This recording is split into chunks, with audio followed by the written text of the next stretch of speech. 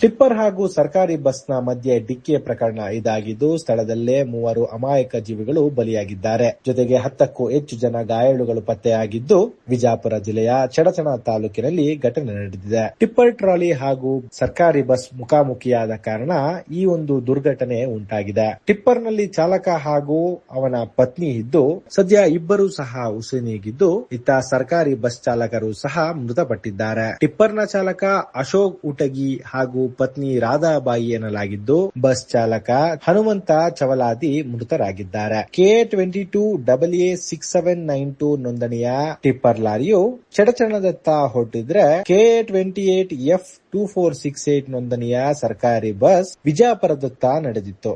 ಈ ವೇಳೆ ಮಾರ್ಗ ಮಧ್ಯೆ ಟಿಪ್ಪರ್ ಹಾಗೂ ಸರ್ಕಾರಿ ಬಸ್ ಮುಖಾಮುಖಿಗೊಂಡು ಈ ಒಂದು ಭೀಕರ ಅಪಘಾತ ಉಂಟಾಗಿದೆ. ಸ್ಥಳಕ್ಕೆ ಚಡಚಣ ಪೊಲೀಸ್ ಠಾಣೆಯ ಸೋಮೇಶ್ ಹಾಗೂ ಸಿಬ್ಬಂದಿಗಳು ಭೇಟಿ ನೀಡಿ ಪರಿಶೀಲನೆ ನಡೆಸಿದ್ದಾರೆ.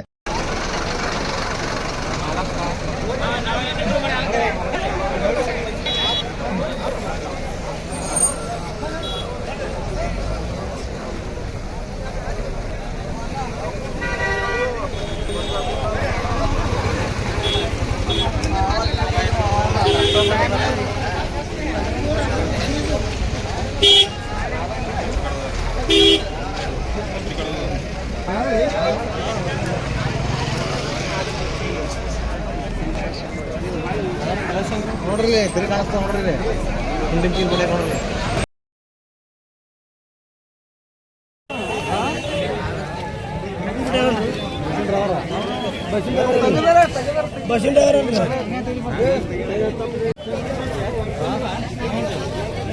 ಮುಂದೆ ಸೈಕಲ್ ಮೋಟ್ರ್ ಐತ್ರಿ, ಬಸ್ಸಿನ ಮುಂದೆ ಸೈಕಲ್ ಮೋಟ್ರ್ ಐತ್ರಿ.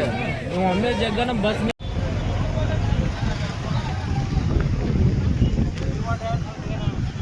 भाई एक सीरियस है.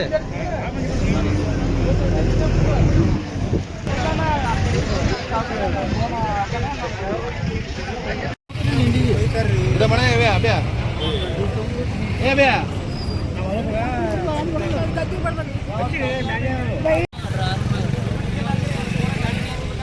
ಈ ಗಾಡಿ ನಂಬರ್ ನೋಡ್ಕೊಂಡೆ